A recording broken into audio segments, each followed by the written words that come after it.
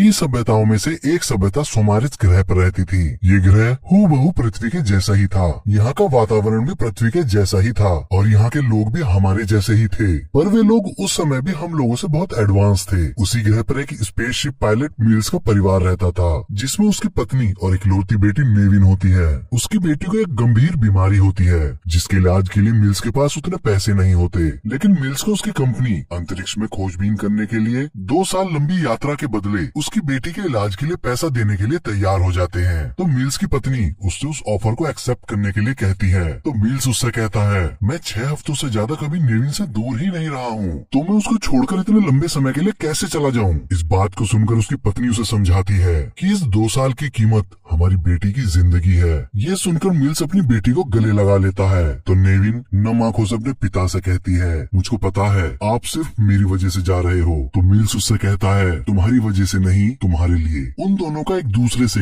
इतने लंबे समय के लिए बिछड़ने का दर्द उनके चेहरे पर साफ दिखाई दे रहा था। फिर मिल्स स्पेसशिप के जरिए कुछ वैज्ञानिक और उनके परिवारों को हाइबरनेशन पॉड्स में नींद की हालत में ले जा रहा होता है और लंबे समय से यात्रा करने की वजह से वो शिप को ऑटो पायलट पे लगाकर खुद भी सो जाता है। तभी शिप एस्टेरॉयड की बेल्ट्स में चला जाता है और उनसे टकराने लगता है। मिल्स तुरंत शिप का कंट्रोल अपने हाथ में ले लेता है। वो शिप और उसके यात्रियों को बचाने की पूरी कोशिश करता है, लेकिन शिप के ज्यादा क्षतिग्रस्त होने की वजह से मिल्स उसकी इमरजेंसी लैंडिंग करवाता है। पर जिस ग्रह पर वो लैंडिंग करवाने के लिए शिप उतारने की कोशिश करता है, उस ग्रह का वातावरण शिप को और नुकसान पहुंचा देता है, जिससे शिप में हाइबरनेशन पॉड शिप से निकलकर बाहर बिखर जाते हैं और उस ग्रह से टकराने से पहले शिप 2 हिस्सों में टूट जाता है। शिप के टकराने के कुछ घंटों बाद मिल्स को होश आता है। वो अपना स्पेस सूट पहनकर अपने यात्रियों का स्टेटस चेक करता है। उसके सारे हाइबरनेशन पॉड्स नष्ट हो चुके थे। फिर मिल्स अपनी गन उठाकर धीरे धीरे शिप से बाहर आता है, क्योंकि वो नहीं जानता कि उस ग्रह पर क्या मुसीबत उसका इंतजार कर रही है। वो बाहर निकलकर अपने यात्रियों की लाशें देखता है। उन सबको देखकर मिल्स दुखी होकर वापस अपने शिप पर आ जाता है। शिप का नेविगेशन सिस्टम उस ग्रह के बारे में कोई जानकारी नहीं दे पाता।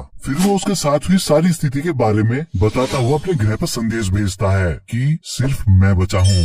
जहाज 2 हिस्सों में टूट चुका है, सभी यात्री मर गए हैं, पर अभी भी 2 पॉड्स मिसिंग हैं। लेकिन इस ग्रह का वातावरण सांस लेने योग्य है और साफ है। आप लोग जल्दी मदद भेजें। पर कई दिन निकल जाने के बाद भी जब मिल्स को कोई रास्ता नहीं दिखाई देता, वो परेशान होकर जैसे ही आत्महत्या करने की कोशिश करता है, तभी उसकी आंखों के सामने उसकी बेटी का चेहरा आ जाता है। मिल्स अपने आप को संभालता है और वापस शिप के अंदर आकर अपनी बेटी के वीडियोस देखने लगता है। तभी शिप का सिस्टम मिल्स को बताता है कि एक हाइबरनेशन पॉड सुरक्षित है और वो उसको उसकी लोकेशन दिखाता है। मिल्स उसको ढूंढता उस पॉड के पास पहुंचता है और देखता है उसमें एक 9 साल की बच्ची है। मिल्स उस पॉड का सिस्टम फेल होने से पहले उस बच्ची को उसमें से निकाल लेता है और उसको वापस शिप पर ले जाने लगता है। तो मिल्स को वहाँ कुछ अजीब और भारी आवाज सुनाई देती है। वो रुककर अपने चारों तरफ देखता है। फिर आगे बढ़ते हुए उसको जमीन पर किसी चीज के पैरों के निशान मिलते हैं। वो बहुत ही बड़े होते हैं। मिल्स जानता ही नहीं कि वो निशान डायनासोर के होते हैं। असल में मिल्स का शिप कहीं और नहीं बल्कि हमारी पृथ्वी पर ही क्रैश हुआ था, और वो भी आज से 6.5 करोड़ साल पहले, जब पृथ्वी पर डायनासोर्स का राज हुआ करता था।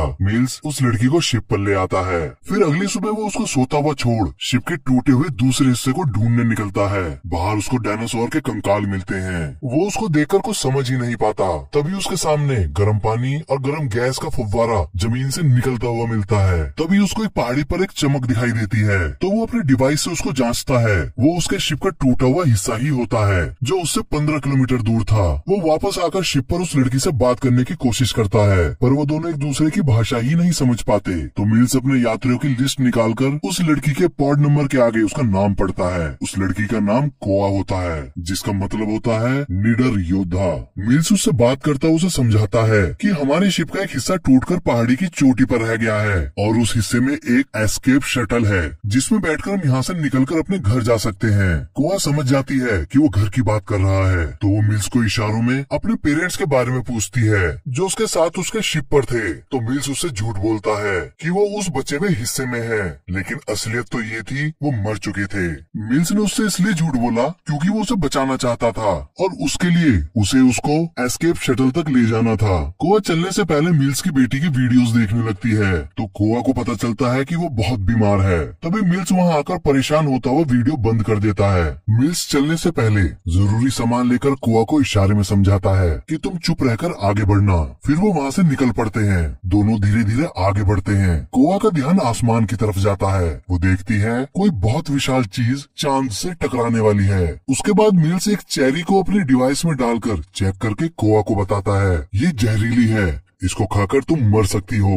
आगे चलकर उन दोनों को एक डायनासोर का बच्चा गड्ढे में फंसा मिलता है, तो वो दोनों मिलकर उसे बचा लेते हैं। पर कुछ ही देर बाद कुछ छोटे डायनासोर उसे मार डालते हैं।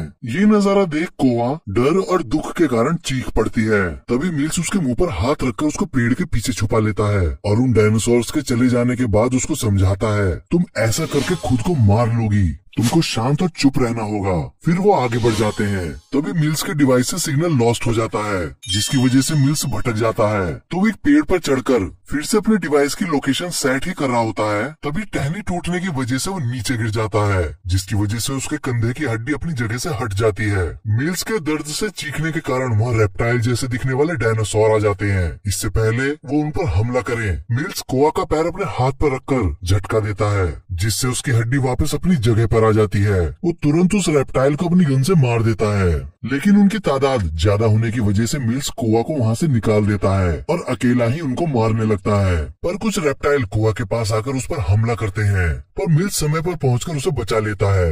और फिर मिल्स उसको अपनी पीठ पर बैठाकर आधा रास्ता पार कराता हुआ रात में आराम करने के लिए गुफा में ले जाता है। और सोने से पहले मिल्स दोनों के चारों तरफ मोशन सेंसर्स लगा देता है, जिससे कोई खतरा हुआ तो उनको पता चल जाए। फिर वो कोआ को इशारों में समझाकर अपनी डिवाइस पर उसके प्लेनेट को ढूंढता है। तभी उसका डिवाइस उसको बताता है कि यहाँ उल्का पिंडों की बारिश हो सकती है।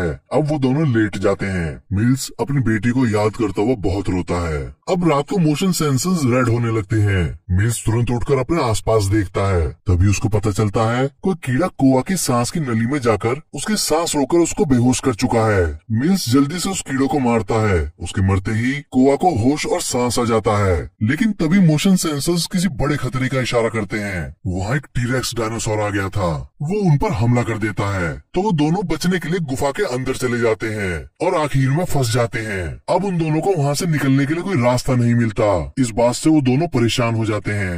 लेकिन तभी मिल्स को दरारों में से हवा आती महसूस होती है, तो वो अपने एक डिवाइस से विस्फोट करके एक पतला सा रास्ता बना देता है। वो कोआ को उसमें पहले भेजकर खुद पीछे से आकर वहाँ से निकलने लगते हैं, लेकिन पत्थरों के लुढ़कने की वजह से मिल्स को वापस पीछे हटना पड़ता है। उसको लगता है कोआ के ऊपर पत्थर गिरने से उसकी मौत हो गई। वो दुखी होकर चीखने लगता है, लेकिन तभी उसको कुछ आवाज सुनाई देती है, जिसकी वजह से वो समझ जाता है कि वो भी जिंदा है। तो वो तुरंत अपनी गन उठाकर गुफा के मेन रास्ते से निकलने की कोशिश करता है। वहीं अंधेरे में रहने वाला डायनासोर मिल्स पर हमला कर देता है, जिससे मिल्स का हाथ घायल हो जाता है। लेकिन मिल्स अपनी नेविगेशन डिवाइस की रोशनी खोलकर उस डायनासोर को पीछे हटा देता है और अपनी गन से उसे मार देता है। दूसरी तरफ कोआ भी गुफा से बाहर निकल आती है। वो अकेली घबराती हुई चारों तरफ देखती है। तभी उसको एक डायनासोर का सींग मिलता है, तो वो उस पर जहरीली बेरीज का रस लगाकर उस अपने बैग में रख लेती है। अब मिल्स भी बाहर निकल आता है और आसमान की तरफ देखता है, तो उसको एक उल्का पिंड आती हुई दिखाई देती है।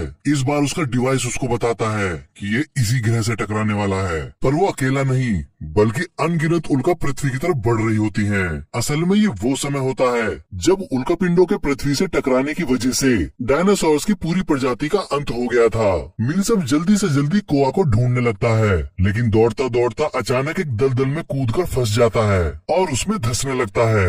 वो पूरा अंदर चला जाता है। तभी कोआ एक पेड़ की टहनी की मदद से उसे बाहर निकालती है। मिल्स बाहर आते ही कोआ को गले लगा लेता है। फिर वो उसको आसमान की तरफ उल्का पिंडों को दिखाकर बताता है कि अगले 12 घंटे के अंदर ये इस ग्रह से टकराने वाला है और हमको इस टकराव से पहले यहाँ से निकलना है। फिर वो रात में शिप के टूटे हुए हिस्से तक पहुँच जाते हैं। कोआ वहाँ आते ही अपने पेरेंट्स को ढूंढने लगती है। मिल्स इतने में उस शिप के कंट्रोल पैनल से बचाव के लिए सिग्नल भेजता है।